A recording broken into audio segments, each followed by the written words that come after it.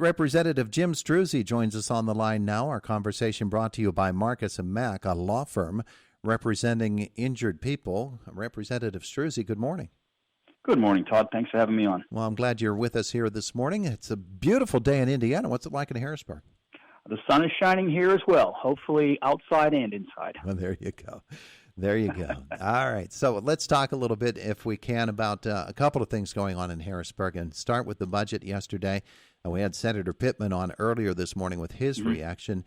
Yours along similar lines, not the time for tax increases, if I'm reading your reaction yesterday correctly. Well, absolutely. At a time when our economy is struggling, when people are struggling, when we expect our state revenues to be at an incredibly diminished amount than what we have seen in previous years. We're already operating under a deficit, and the governor comes in with a $40 billion spending plan, which to me is clearly out of touch with what's happening in Pennsylvania. And then on top of that, he wants to increase the personal income tax, and it just doesn't make sense at this point in time to increase any taxes or introduce new taxes. And once again, he's touting a severance tax. He continues to push for the regional greenhouse gas initiative. And to me, at a time when people are struggling through this pandemic, when small businesses are struggling, it doesn't make sense to me why he would put a proposal like this out there. But, bear in mind, and I'm sure Joe emphasized this as well, that this is the beginning of the process. We go through this every year with Governor Wolf, and my role on the Appropriations Committee will allow me to dig in deeper on a lot of this stuff. And I do understand, and I hope people understand that is part of the process. He puts this out there, we get a reaction, then we have time to process more in depth some of his proposals. There'll be some give and take, and through the appropriations hearings, which start the week of the 15th or the 16th this month, we'll really try to understand why they are requesting additional funding, where it's needed and where it's not, and that I think is a good part of the process. Put on his shoes for a second. This is a guy, this is his seventh budget address, and all of them have been almost identical. He's asking for the same things in every budget, and it seems as if, I don't know that the message isn't getting through from his standpoint to the legislature that we need the additional revenues, or if he just figures he's going to try to wear the legislature down. If you're him and you know what their reaction is going to be, why do you put something like this out? Well, I wish I could answer that, Todd. I think he's trying some different things here, and don't get me wrong. This is just a cursory look at the budget, and I've been studying it since we received it yesterday. And we don't have the full packet right now, but we have sort of a summary. And there are things in here that I think are of value. Pre-K education is vitally important, and I agree that we need to fund that. He wants to put more funding into education. I agree. We obviously have to make sure that everyone is receiving an equitable and fair education, no matter where you come from in Pennsylvania. But that system needs to be fixed as well. So I think the governor's approach is sort of the 60,000-foot view, where he thinks, we'll highlight these problems, and hopefully the legislature can find a way to solve them. And I think when you really dig into it, that's what we're doing. This is a spending plan. It's not really a budget. To me, a budget means that your revenues and your expenses are equal, and that is not what this is. But I think he's highlighting some of the problems we have, and we're all aware of the problems, and we do need to work together to solve them, and we are trying to do that legislatively, and I'm working with my colleagues on a lot of those issues.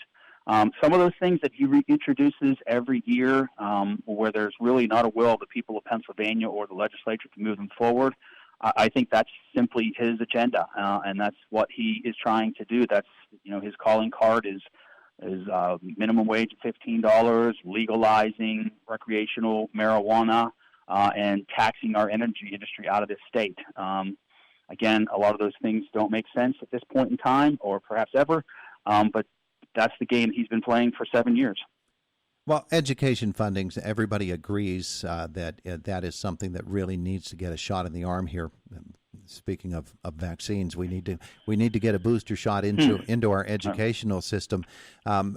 It's interesting to me, though. This is as you said, the view from 60,000 miles away. Long range and even further away is the answer to this annual educational question. Is it property tax reform? Is it some different way of funding education in Pennsylvania? Well, property tax reform has to be part of the equation, Todd. Looking at school budgets, how we are educating our kids, where the expenses are, the unfunded mandates. I mean, we are losing our population, and yet we are continuing to put more money into education. Something isn't lining up there to me. And so, and I think most of our educators will agree with this. And I know I speak with the superintendent of the Indiana Area School District quite often. And Mike Vukovic, tells me a lot of the problems that they have, and a lot of it comes from unnecessary mandates, things that simply don't make sense. The charter school conundrum, where they're paying out millions in charter school tuitions, and that's part of the governor's plan, is to address the charter school problem, and I agree with that. So I think we have to look at, how are we spending our education dollars? Where are they going? A lot of this is, as far as the state system and even the regular K through 12 schools, it's the retirement funds. A lot of these things have to be addressed before we simply pour more money in, because pouring more money in doesn't necessarily heal the wound. And so I think we have to really dig deep and look into some of these things that are causing educational costs to be so high. And I go through co-sponsor memos every day, and we have thousands of them out there on certain ideas that my colleagues and I have, and a lot of them are good, and I share a lot of them with our local school boards and superintendents. And I think there is a way out of this, but throwing money is simply not it. I was talking with State Representative Jim Struzzi this morning here on Indiana in the Morning about issues going on in Harrisburg. The governor with his budget requests yesterday. And so after another week, you're going to have to begin settling down and getting into the testimonies from the various departments that will come before the House committee. And then that real budget negotiation begins, and so eventually you'll have to fashion something. Do you foresee it being an early conclusion? Do you see enough signs of agreement between you and the Democratic leadership that there's going to be enough wiggle room to get something settled quickly, or is it going to be a drawn-out process? Oh, I think it's going to be a process, Todd. When the governor comes in looking to spend $4 billion more than what we have, when he's proposing a significant tax increase on, I believe it's like 60% of the population will see a tax increase in Pennsylvania. There's going to definitely be some hard decisions to make. A lot of these things that he continues to put forward, I don't think you'll see any movement on those. But there are other things that we really have to find a way to solve, and we can't keep, every year pushing these things forward. We have to find a better way to fund the state police. To me, that should just be a line item in the budget and move forward, because the state police are so vital to Pennsylvania, as is all law enforcement. We have to look at higher ed. The governor is proposing level funding for the state system of higher education, which includes IUP. I know that the chancellor and the administrators and all of the state system schools have been working hard to try and curtail costs, to come up with a better plan to provide quality education at a lower cost. We have to find a way to get those tuition rates down. We're not going to save our state system if we don't get more students into the state system. So, level funding this year maybe makes sense, but moving forward, we have to find a way to provide more funding to the state system so we can decrease those tuition costs and bring more students back into the state system. Once again, we're level funding the state-related schools like Pitt and Penn State, which to me doesn't make a lot of sense at times, because I think we create an unfair competitive field for higher ed, and the state system is the one who fails to do that. So, there's a lot of issues that we have to solve, and I hope and I think that we can come together on a bipartisan level to solve those problems. We'll see how the appropriations hearings go.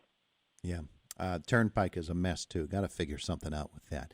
Representative Jim Struzzi, yesterday they held the hearing finally having to do with vaccine distribution. Mm-hmm. From what you heard from that hearing yesterday, satisfied Pennsylvania's doing what's necessary to get the shots in the arms of folks? Not from what I hear, Todd. Every day we get calls in our office and emails from people so frustrated that they are in the category that's eligible for a vaccine and cannot get it. I'm very disappointed with the responses from the Department of Health. We reach out almost daily in our office asking for more vaccine, asking for answers, and we don't get them. I am co-sponsoring the bill to allow the National Guard to help distribute the vaccine, and I hope that passes here this week. I know it came out of committee yesterday, but clearly we're not doing enough. We need to get the vaccine out there to people, however that occurs. and by whatever means possible. But people are very frustrated all over Indiana County and all over this Commonwealth. What about the answer to the questions having to do with the state holding back vaccine and evidently using the reasoning that we need to hold it for the second shot? How do you react to that? Well, I think most people would agree it would be better to have at least one shot than no shot. And, I think that we're going to get more vaccine. I know that we're going to get more vaccine. So why not give people the initial shot, those people who are eligible, and then, plan on getting the second shot later. But again, I'm not a medical professional, but that would make more sense to me than just sitting on vaccine and not distributing it. All right. So other things happening in Harrisburg. You've been there this week working on issues that have to do with the coronavirus, with the budget. What are some of the other things that you're doing or want to see get done soon? Well, I'm working on a lot of legislation right now, Todd. I think we have some real opportunities to help Pennsylvania, as I've mentioned before. And you know that, I'm resistant to the Regional Greenhouse Gas Initiative and the severance tax that the governor is proposing again. But we do need to have a plan, and we don't have a statewide comprehensive energy plan. To me, being here 2 years now, I see it's a piecemeal approach where a piece of legislation supports this industry or not this industry or incentivizes this industry. We sit on some of the most abundant natural resources in the world, and I don't believe Pennsylvania capitalizes on that. So I am proposing that we form a committee, form a department that develops an energy policy for this state that balances renewables, that balances fossil fuels, that balances environmental needs so that we can grow our industry, not push it out with this haphazard approach, with these taxes, with those types of things. So I'm working with our environmental committee and energy committee on developing that legislation. I'm also reintroducing some of the bills from previous times. As you know, we reintroduced Cody's Law. Last week, we're reintroducing the first responder tuition assistance bill once again. Last year, or in 2019, I commissioned a study to look at, the capacity and the needs in our emergency rooms dealing with behavioral and mental health issues. So that study was completed in late 2020, and I'm working with the Hospital Association now to see what we need to do to make sure that patients are provided better in our emergency rooms and that our emergency rooms are capable of handling those types of patients, because currently a lot of times people come in with drug addiction problems or mental health issues, and there's simply no process to deal with them. By no fault of our medical providers. I've worked with IRMC on this and some of our local treatment folks to try and come up with, some plans, and thankfully they came up with some really good recommendations through that year-long study. And so I'd like to see some of that turn into legislation as well. And then we have the bigger things, regulatory reform. We need to look at our tax structures. Business taxes, property taxes are still at the top of the agenda because people are still struggling with those. So, there's a long list of things that we're working on down here, Todd, and I'm all in. All right, we just have a second left, and we're actually over time, but I wanted to ask you that Energy Commission you were talking about, would that be a public-private type of thing? Yes, what I foresee happening, and we're still kind of flesh out how this would work, but we would bring everybody to the table and sit down and say, look, we have all these opportunities. Let's do this right. Let's grow this industry, all these industries, whether it's solar or wind, hydro, and the fossil fuel industry, nuclear, whatever it is. But let's balance it out, do what's best for all Pennsylvanians, what's best for our economy, find a way to do it that's good for the environment as well.